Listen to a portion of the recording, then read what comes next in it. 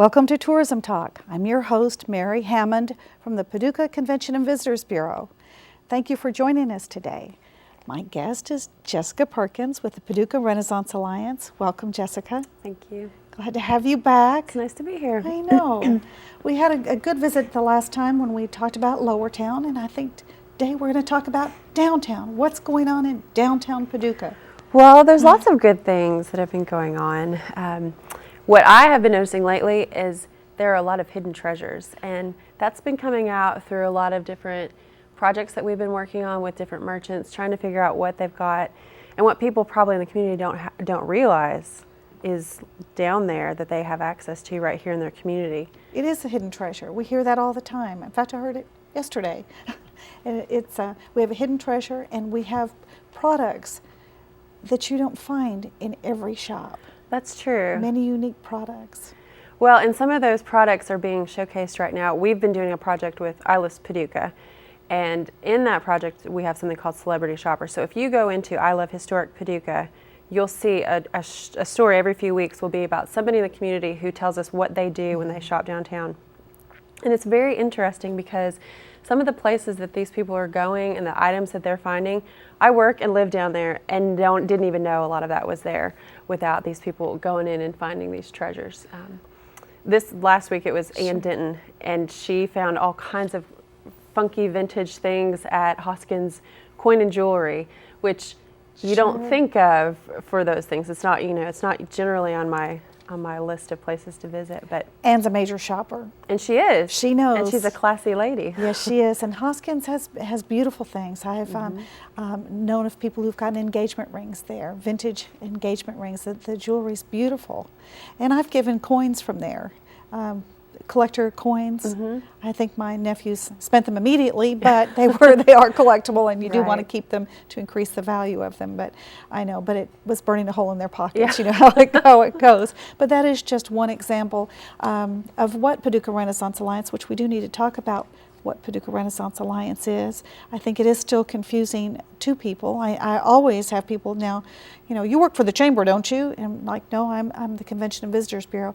Oh, now are you all the ones that own the executive end? No, we don't own the executive end. Well, are you the ones who promote downtown and Lower Town? Right.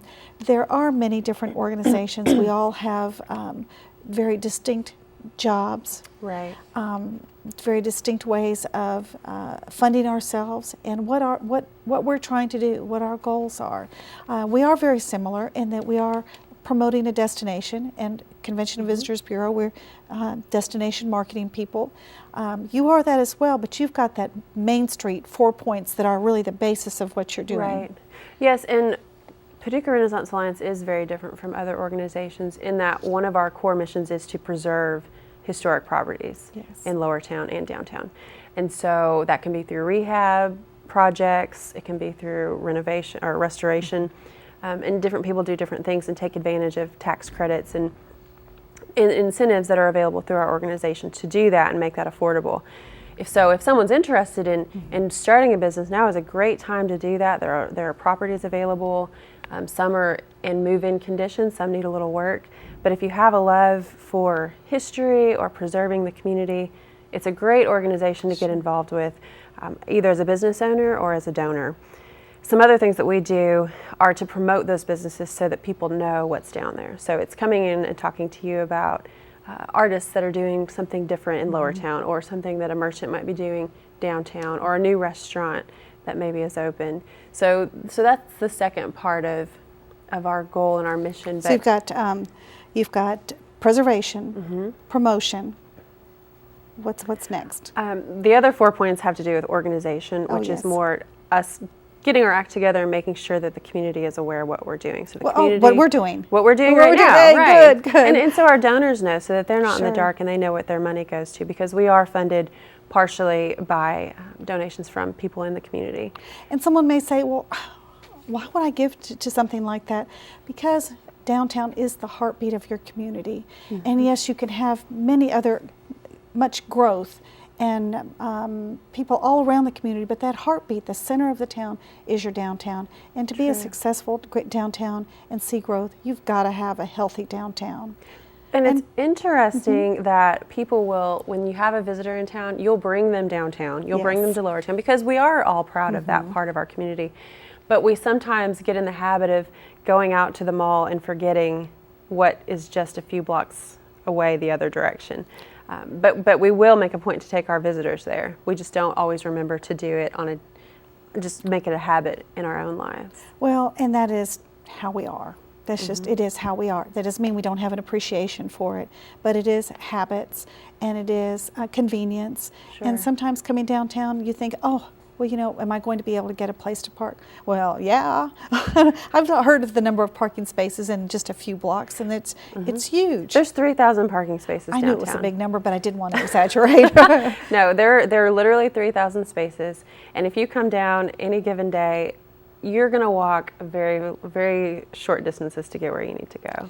Well, and we are making a point to, as people who work downtown, to not park in front of our business, because when we come down early in the morning, there's usually a parking space right out front, and it's very easy to pull up. But we're all making it a point not to take those places right out front, to let those be for customers coming downtown. And there's also some enforcement happening downtown. And I know he's making it a point not to ticket those folks who come down and don't notice that it's a 2-hour parking on the street. I know he's trying. I've talked to him. We're making friends. But yeah, that's exactly right. But we do have to have a healthy downtown, and the revitalization, the preservation is so important. How many times have we gone to visit another place and you want to see their downtown? It tells you about the roots of that community. We have very solid roots. You can tell by our downtown, by the good buildings. They were meant to last, and look how long they've already been there. Exactly. The building the Convention and Visitors Bureau is located as an 1880s building. Do you know your building? I don't know the date. I bet it's at least 100 years old. Probably. Steve Doolittle would know the answer. He would. We'll have to ask. Right across the street from the Cobb. So that's great. Okay, so you're working with the merchants, the business owners, everybody who comes downtown. But you're trying, as you're building community, in my organization, we're trying to bring visitors. We're trying to bring that new money into town. To come down, yes, to come downtown and to go to Lower Town, the attractions, go to the restaurants, but not just downtown. We're covering the entire Paducah-McCracken County area. Right. So we're all complementary. It takes all of us doing our jobs that are in depth. We do these shows because we try to show and share with folks just how hard we are working to promote our community and to keep the well, can't get that word out, to prepare for the future. How's that? So downtown, we've got these beautiful buildings. Many have been restored, but you know, just because they were restored in the 80s doesn't mean it's forever. On an old building, it takes upkeep, and it's something that we're seeing the second round of help me out, preservation. Right, and you've got businesses changing hands. I mean, a lot of these businesses have been owned for 25 years by the same person. You know, you have places like Ground Floor Shoes, you have the Chocolate Factory. All of those people have been down there even before downtown was developed to the degree it is now. I mean, they started back when it was still in pretty bad shape, in poor condition. So for those businesses to have lasted all this time is phenomenal. And I think that's a credit to our community that people will support them and will make the effort to come down at a time in our community's history when it wasn't a pretty and attractive place. It was pretty run down, you know, when a lot of that started happening. But even when we talk about that, please remember in those, I moved back to Paducah in the early 80s and came to work at the Visitors Bureau in 86. I don't know if I should be telling all these dates. But even then, Paducah was still an easy sell. They still wanted to see our downtown because the integrity of our buildings, they're still in good shape, and they could see the potential of what was happening there. And yes, all the stores that had been around for 1 and maybe 2 generations, but those type of stores are long gone around our country. And as those stores thought they might move to the mall or they phased out, new people came in, the Jeremiahs, the bank, and then Jeremiahs and C.C. Cohen, Ground Floor Shoes. how fortunate that we are that they had the foresight to come downtown and have stuck it out. But I know that some of those folks, they're probably ready to pass the hat, just like Tom and Martha have done at Mother Duncan's with Pat. And I love that. Pat worked with at Jeremiah's for many, many years. And now she's got her own place, Mother Duncan's. Well, and I think you see a lot of that. I think there are a lot of people in the community who want to keep that going. And it's important for them to get with someone in our organization at the Paducah Renaissance Alliance to talk about incentives, because there are funds available to make that happen. And a lot of the best ideas tend to be people who have found some product or some niche service that you can't find in the rest of Paducah, so you don't have as much competition. There's a really probably well-kept secret in Miracle Prints, which is down on the corner of 7th and Broadway. Yes. And she does things like restoring old photographs. She has a frame shop. She can take your VHS tapes and transfer it onto a DVD. Things that you don't think of. You probably have all these VHS videos and you don't know what to do with them, and at some point they're going to be obsolete. But there's actually, yeah, exactly.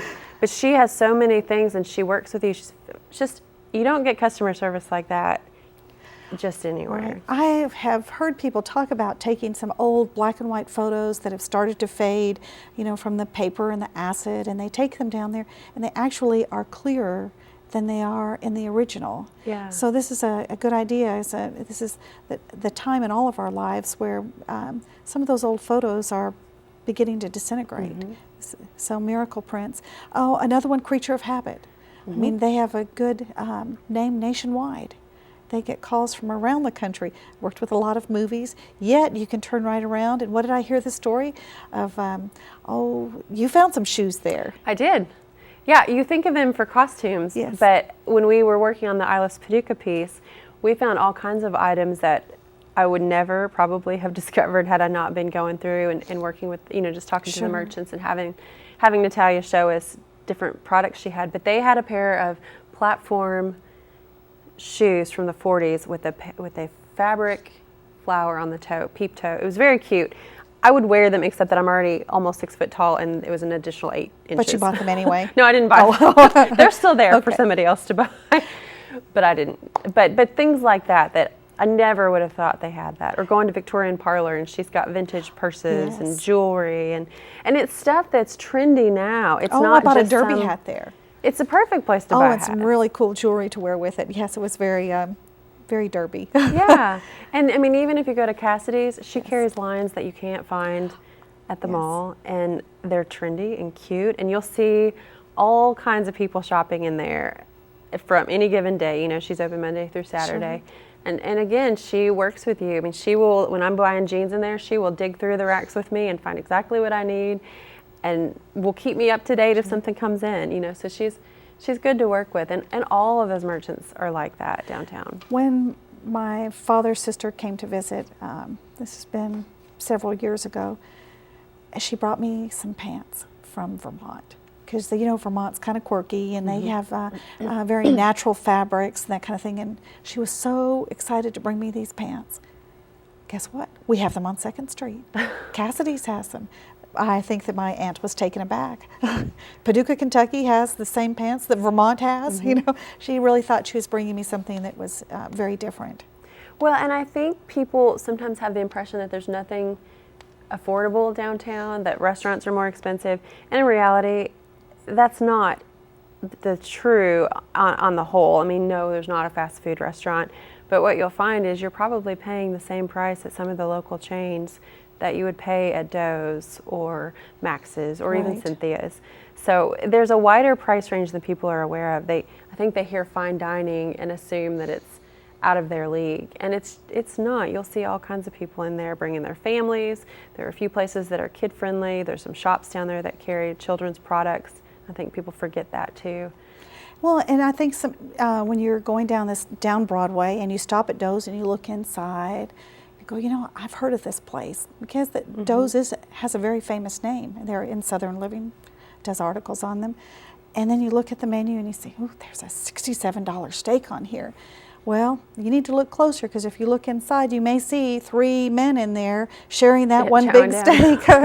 It makes for a good guy's night out to go, 3 or 4 men, and you can have the one steak. It's so big. Well, and I hear people in their 20s and 30s say there's nothing to do in Paducah, there's no nightlife. And I kind of laugh, because if you go downtown, you will see there are a lot of things going on. If you look at ilistpaducah.com or you go to paducah.travel, there are so many activities, there's no way you can do all of them. But it's just a matter of getting out there and doing it and exposing yourself to different things. Of course, I'm a big fan of Maiden Alley, as I know you are as well, and that I think that the movies they're getting there are top-notch, movies that are not making it out to the big cinema. We require both in our community, because we need to cover all of those good films that are out there. I have loved the River's Edge Film Festival, and the people that it's brought in, and the talented people in our region who've participated in that. The culture that we have, and we're not talking just the symphony and the Carson Center and the Market House Theater. We're talking about the culture that you see in every one of those restaurants downtown, and there's more than a dozen. Yeah. Just right there walking, and what, 2/3 of them have music at night on the weekends. I loved it. It's good music. It's good music. I loved it during Halloween, when there were like 3 restaurants participating in a big Halloween party. Right. I loved it. Halloween's become very big. Yeah, it's pretty busy down there. I think New Year's would have been a fun time to be downtown, a fun time to stay downtown, stay in one of the bed and breakfasts, say above Tribeca. That would be fun, and not have to worry about driving. Yeah, there's a lot of ambiance down there that you can't get other places. I mean, it's fun to just go and sit and doze when there's music, and the service is good, and it only takes a few times of you going in there before the staff knows who you are, they know what you want to order. It's just nice. You don't get that everywhere. You don't get that in large cities very often, and you certainly don't get it in in the average restaurant, because there is probably a little more turnover. I mean, a lot of these people have worked in these businesses year after year after year and are committed to it. And I think that makes the difference. I mean, that says something for the business owner, too, that somebody would stick around. Well, of course, Kirchhoff's 5th generation. I mean, that's wonderful. And the new kid on the block, Bucatari. Bucatari, yeah. Say it for me one more time. She says it much more. It's Romanian for the kitchen. Okay. It's the Bucatari, but I think she says it differently. So we just call it Buca at the office. Buca. Yeah. Buca. And I hear they have really good French toast. They're open for breakfast and lunch, but not in the evenings? No, they're just open Wednesday through Saturday. Okay. And for breakfast and lunches, right. And they close at 2. But it is one of the only places you can get a good breakfast. You can go to Gold Rush, or you can go to the Bucatari. Now, someone's going, now, where is this on 2nd Street? I don't remember this. Just remember the old Flamingo Row building, the one with the hand-painted tiles that Sarah has made, and it's a wonderful building. It's right there on Market House Square. Market House Square, right across from the Market House Theater. If we go around to the other side, of course, Tribeca, or Jorge's mother taught him to cook the good Mexican food. It doesn't come wrapped in paper. The first time you go, oh, this is a little different. Well, yes, it's not fast food, although they're pretty quick. That's true. You can go in and out in an hour in all of the places downtown for lunchtime. It's good. Yeah, and you know, places like Max's, especially as the spring comes, they have that nice patio. Yes. It's just a nice place. It's nice for a ladies group to just go and have dinner together, have a glass of wine. I think sometimes people think it's just a bar scene in some of those restaurants, and it's not at all. I mean, there's all kinds of stuff that people can get involved in. One of my favorite things that Max does is on Mother's Day, when they have the nice meal outside on that Sunday and the open special. And I love when they do the wine tastings once a month. The wine tastings have gotten very popular. We really promote them.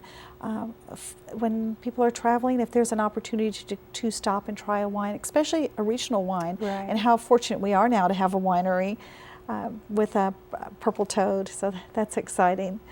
So, yeah, the restaurants downtown, of course, C.C. Cohen, it's amazing. I'll hear people say, I saw it, they still run those shows on the Travel Channel about C.C. Cohen being haunted during the Halloween time period mostly.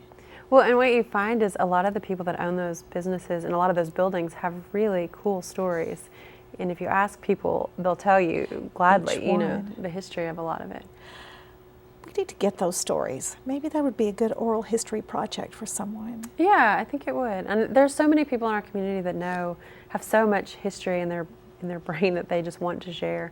And it's good. It does give you an appreciation for the work that went into those areas. How fortunate we are that our banks didn't move away from the downtown, that our 3 cornerstone banks, well, there may be some name changes, but they stuck it out. They stayed downtown. They made an investment in the community and continue to be supporters through the Main Street program of Paducah Renaissance Alliance. Sure. And of every aspect, actually, of our downtown, lower town, of our community. I'm very thankful for that. Well, and I think that's important for people to understand. So people who are considering putting business down there and want to know how much foot traffic they're going to get. There are about 4,000 employees that work in offices and spaces in that general area. And obviously the banks believed that was the case or they wouldn't have stayed there either. Right. So I think that's important for people to know. There are people down there, and if you have the product and the service that there's a demand for, you can do well in that area. I'm glad to know that. And of course the city is trying to bring more business downtown that will create more foot traffic as well. And this is with the Chamber building. And that's one of the things, bringing in an engineering firm to go in there that would have nice employment figures. There continues to be that happening. More businesses coming downtown. Yeah, and I think that will continue. I mean, you're always going to have turnover. You're going to have businesses that the owner's ready to retire, do something different. That's the nature of a sole proprietorship, generally speaking, anyway, unless somebody comes in and wants to purchase their business from them. So that's going to happen, and I think sometimes that makes people a little concerned, but the reality is that's the way the market works. And turnover can sometimes be positive. And so we're just creating opportunities for people to take advantage of those. I mean, there's affordable rent downtown that you won't find in most areas of Paducah. So if you have a business and you want to get off, just start out, get running, there's a lot of affordable options. There's all kinds of resources through the Chamber of Commerce, through Paducah Renaissance Alliance, just to help you know what to expect and how to plan for the first few years of your Now, business. when you're saying that Chamber, over in the Commerce Center, there is the Entree Paducah, small business contacts, the banks. Oftentimes when you see a business come down and they don't stay very long, it's concerning for all of us, but it is all over America. We have that entrepreneurial spirit. It's always been your dream to have your own business. Right. But undercapitalized, and it happens all the time. I mean, I saw it in my own family. My father always wanted a restaurant. Well, yeah, we had it for about 2 or 3 years. And it was hard. It was hard on everybody, but he did experience his dream. And we see that happen. People who want to come downtown and have a business, but actually they're not quite prepared. But there are, contact your office. You can help them become prepared so their chances of survival and being there in 25 years grows every time they meet with someone and talk with them. And a lot of the people that we will connect you with have owned businesses, have been successful at business, and they will willingly share some of what made their business model work. I mean, when you go talk to Ground Floor Shoes, the people that own that, they will be very clear about how they figured out who their audience was. And that's important because a lot of these businesses can't hit everybody. They don't have, there's not a demand amongst everybody for some of these products, but there's so many savvy people who already have successful businesses there. There are savvy people at the Paducah Renaissance Alliance, at the Commerce Center, all those people that will be very honest and give you feedback and will tell you if your idea is viable or not, and then help you get going with it. So there's all kinds of tools that I don't know if people are aware exist. You don't have to reinvent the wheel. You can reach out and get some help and from people who have experienced that. Yeah. I'm sure that you and I, all of us, people watching this, as we travel, there are places that you stop and that there's a place when I go to Louisville that I always, if I go there, I'm going in there. In Nashville, the same thing. It's a specialty shop that no one in Paducah does carry that.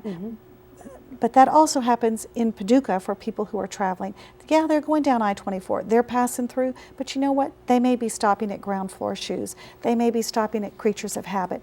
They may have found that that Cassidy's carries that brand that they carry in Vermont that's not carried in their hometown. Or they may be stopping in to see an artist that they really like. No, they can't get a piece of art every time they pass through, but you know, every couple of years they stop and they like that artist and they follow them. And now with the internet, they can really follow them more closely. Yeah. So we are getting the people off of the interstate.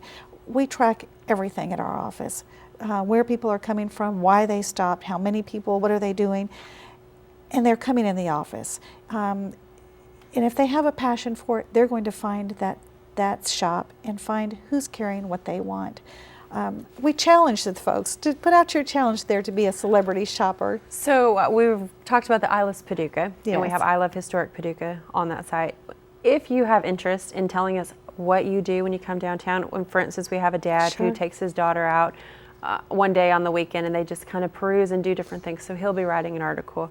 Ann Denton just did an article with all of her shopping things that she likes to do. And it's funny, everybody has something different that they love, and there's something for everybody. So if you have interest in doing that and want to write a little story, just kind of a photo essay, take pictures of what you're doing and what you do maybe with your family, then that would be a great opportunity to send that on to us. And you can go to ilistpaducah.com and do the connection there. So when they go to ilistpaducah.com, look for I Love Historic Paducah. It's on the left-hand side of the page. Good. So we challenge you to be a celebrity shopper and tell us your story. What do you do? What are your traditions? Is there something that you do when you have free time, or you have family time, or every Sunday? I mean, if we're going down Broadway, you drive to the river. It's just tradition. It's tradition. Certain things. Do you go get that ice cream cone because you like that homemade ice cream down in the first block of Broadway? So there's a lot of traditions. We want to hear them. So in the meantime, please, I know you've bookmarked Paducah.travel. Go on there, look at the calendar of events, see what's going on. You'll see a link to iList Paducah, so you can also see the more detailed that at the tourism office. We don't keep up with all the community events. Travelers aren't always interested in that, but iList Paducah, as well as iSurf. Don't forget Alex, they're really ready to work with you too. And get out there and explore your downtown. Check out that heartbeat. We want to have a healthy heart in our downtown, and I want to see you doing your part. Jessica, thanks for joining us today. It's been fun to talk about those positive things happening in Paducah. I hope that people who are watching this will go downtown so that they know each one of those streets and know what's in those blocks. Me too. Yeah, make it your home. Know that. Take ownership of your downtown. Thanks, Jessica. Look forward to working with you all year long. Thanks, Mary. Thanks. We'll see you next time on Tourism Talk. Thanks for joining us.